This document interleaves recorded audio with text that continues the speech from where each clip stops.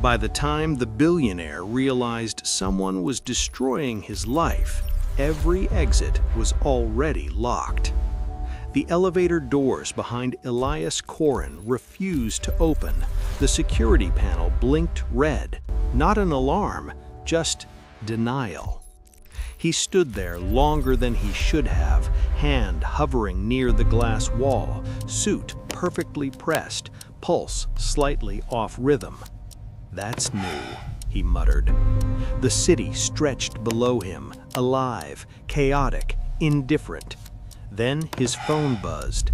No name, no number, just one line. "You won everything. Now watch it return." 1 week earlier.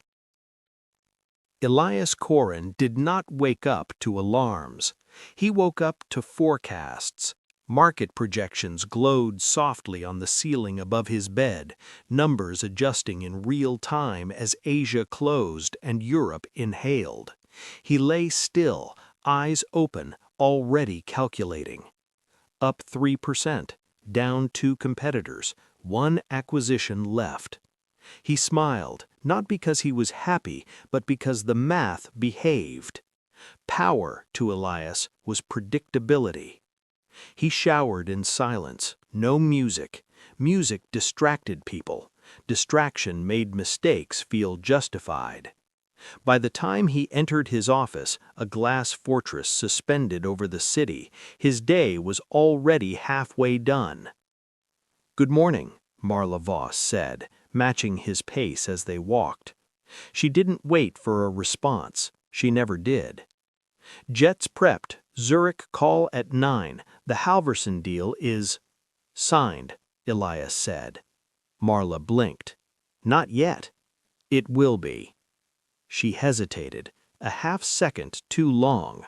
Elias noticed. He always noticed. "Something?" he asked. "Minor staffing issue," she said quickly. "One analyst resigned overnight." Elias waved it off. "Replace him." He didn't give notice. People rarely do when they're irrelevant. They walked on. Behind them, assistants whispered, phones buzzed, screens refreshed. Everything was moving. Everything was normal. The Zurich call never connected. Elias sat perfectly still at the head of the table while executives shifted uncomfortably around him. "Try again," he said. The screen flickered, blank. "Sir," someone said, "their office says the meeting was postponed." Postponed by whom? By them. Silence pressed into the room. Elias leaned back slowly. He didn't raise his voice. That was for amateurs. Postponed implies discussion. There was no discussion. Marla checked her tablet. Her jaw tightened. "They've withdrawn, all parties." Elias laughed once, a sharp, humorless sound. "That's not how this works." But it was. By noon, 3 more deals stalled, not failed, stalled, as if frozen mid-breath. No explanation, no demands, no counteroffers, just absence. Elias told himself it was noise. Markets always made noise when you were winning too loudly. The charity removed his name first. A foundation he'd funded for years quietly updated its website.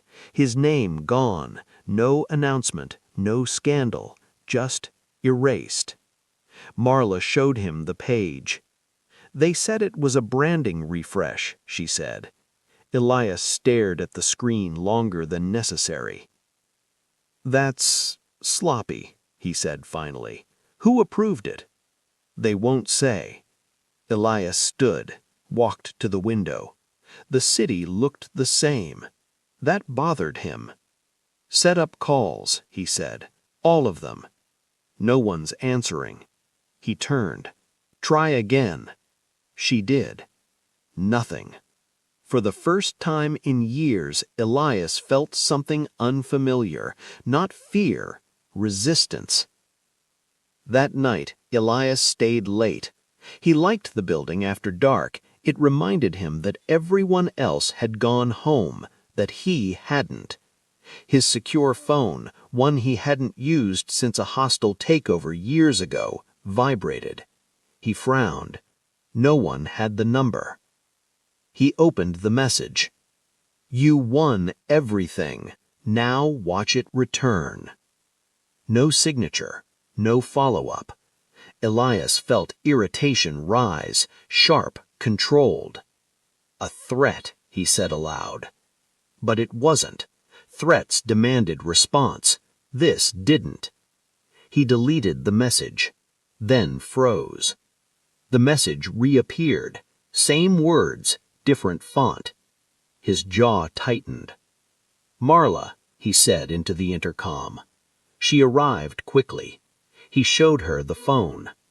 "This isn't funny," she said. "I don't employ funny." She hesitated, again. "What?" he snapped. "There's something else." She pulled up a report. His security chief, 20 years of loyalty, had resigned, effective immediately. No explanation. Elias felt the first flicker of heat in his chest. "This is coordinated," Marla said quietly. "No," Elias replied. "This is a coincidence, pretending to matter."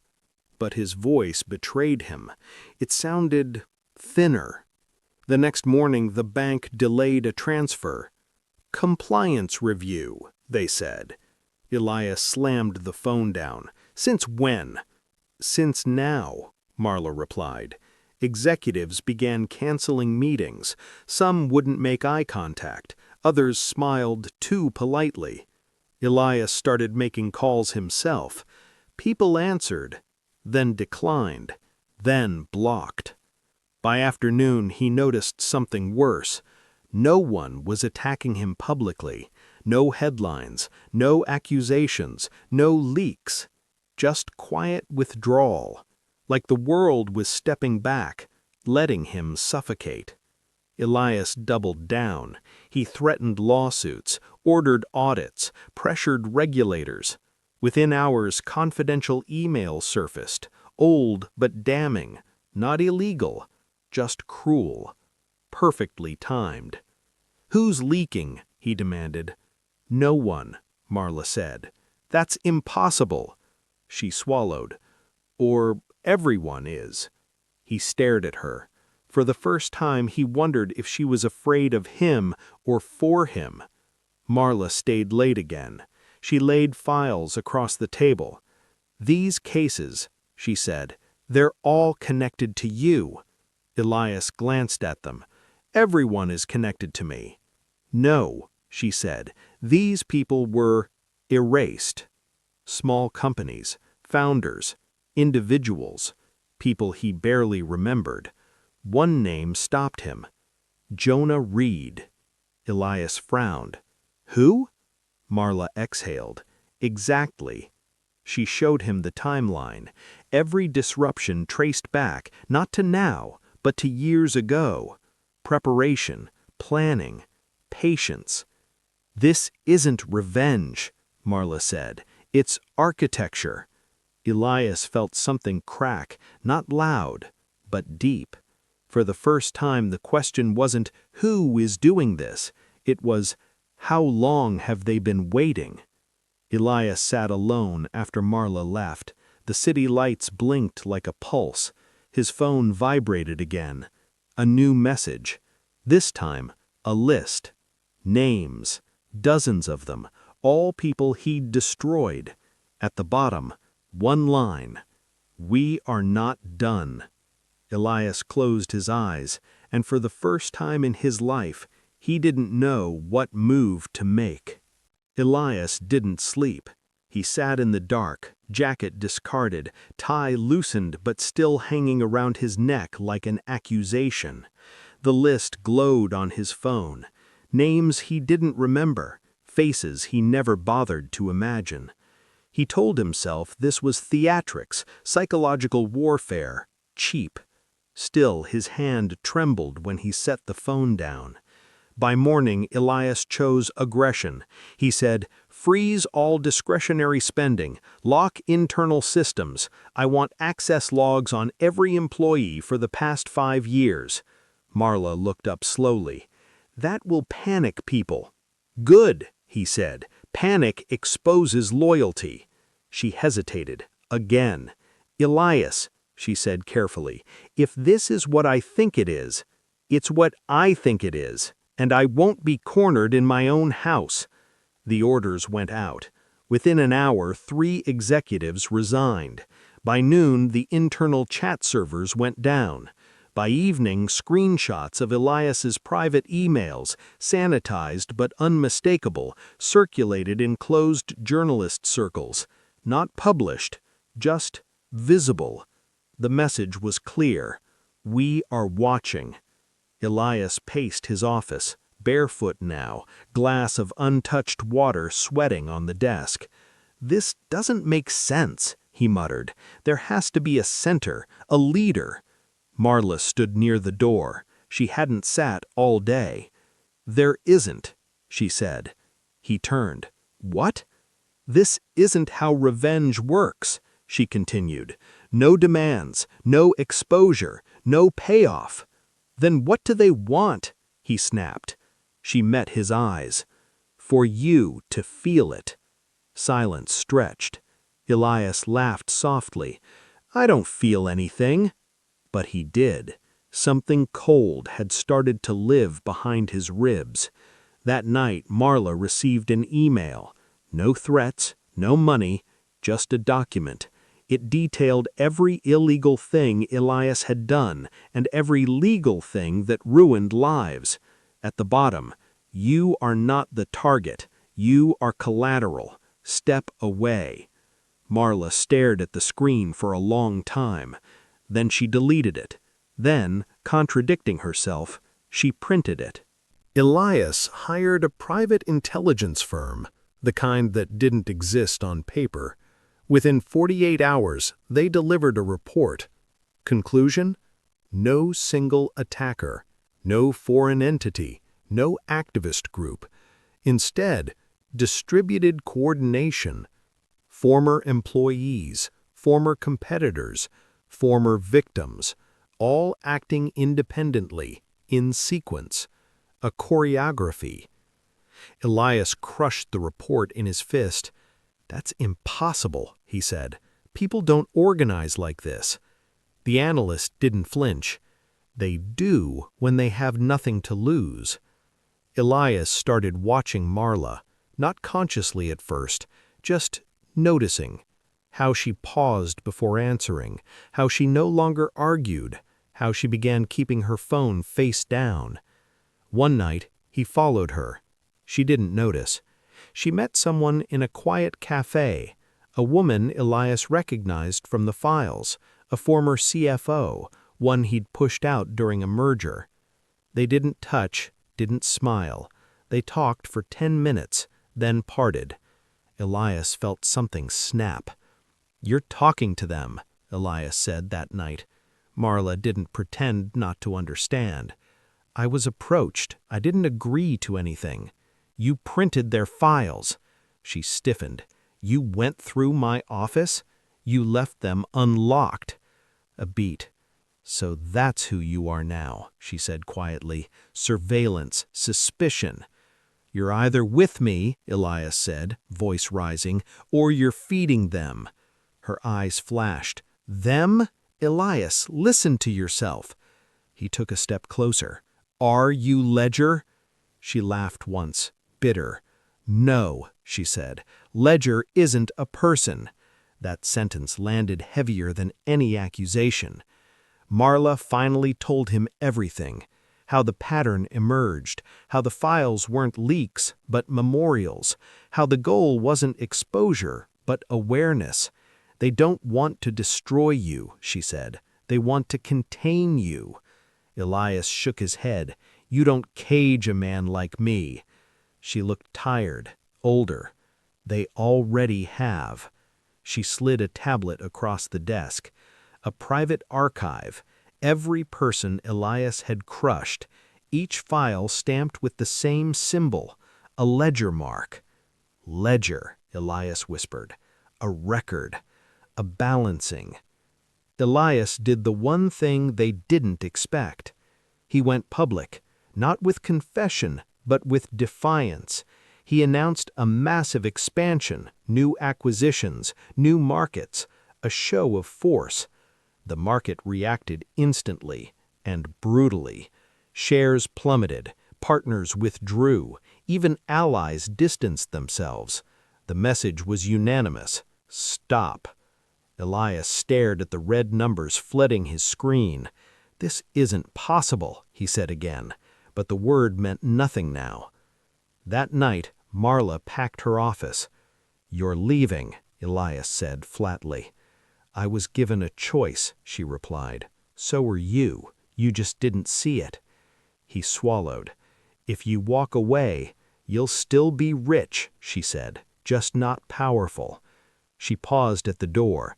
"They didn't contact me to hurt you," she added. "They contacted me to survive you." Then she was gone. Elias sat alone. Empire unraveling. Loyalty evaporated. Power meaningless. His secure phone buzzed one last time. A message appeared, longer than before. "We offered silence. You chose noise. Now comes awareness." Attached, a countdown. No explanation of what happens at 0.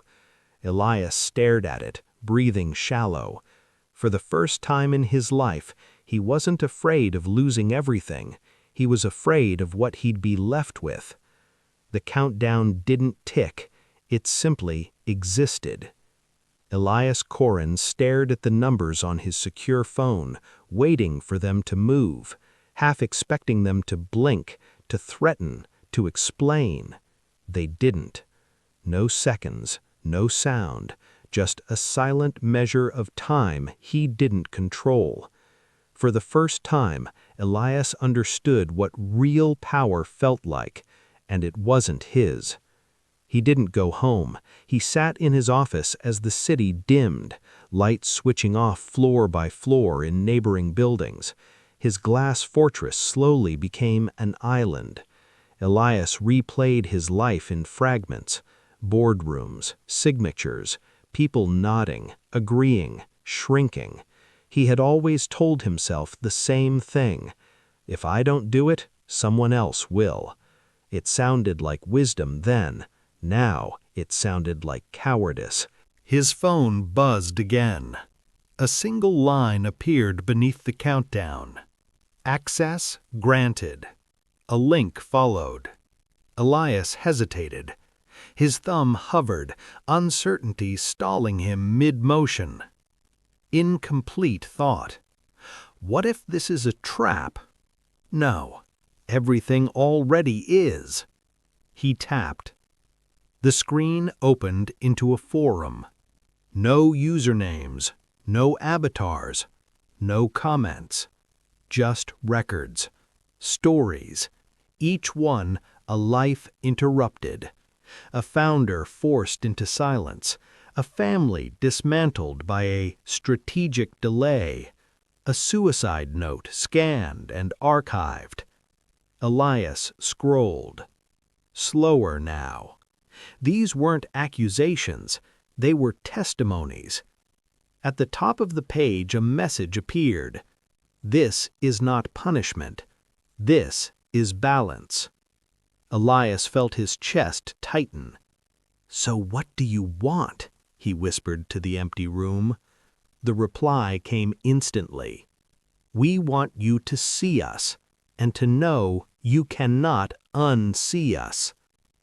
Elias stood and walked to the window. The city looked different now, not smaller but separate, as if it no longer belonged to him. He returned to the desk and opened a blank document. No lawyers, no PR team, no filters, just words. He didn't confess crimes, that wasn't the point. He acknowledged choices, the pauses, The moments he could have stopped, the silence he chose instead. He uploaded the document to the ledger. No announcement, no press release, just a record. Then he waited. The countdown vanished. Nothing exploded, no leaks, no arrests, no applause. Instead, something subtler happened. Access returned. Not all of it, but enough.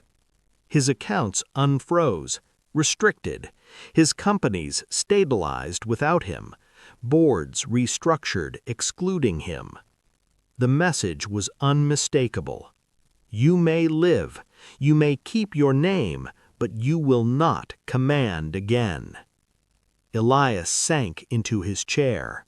Relief came first, then grief. Elias Korrin still appeared on lists. Wealth has inertia, but power had moved on. He lived in a smaller house now, no gates, no entourage, just space and quiet. Some nights he watched business news on a public screen in a cafe. One evening, a segment aired about a new investment fund, ethical, transparent, cooperative, founded by former entrepreneurs. One name caught his eye: Jonah Reed. Elias felt a strange warmth, half regret, half recognition. No anger, just understanding. The barista asked if he wanted another drink. Elias shook his head. "No," he said. "I'm done." He stepped outside. The city moved around him, unaware, unconcerned. For the first time in his life, Elias Korrin wasn't shaping outcomes. He was living with them. And somehow, that was enough. By the time the billionaire realized someone was destroying his life, he finally understood it was the life he had destroyed that was being returned.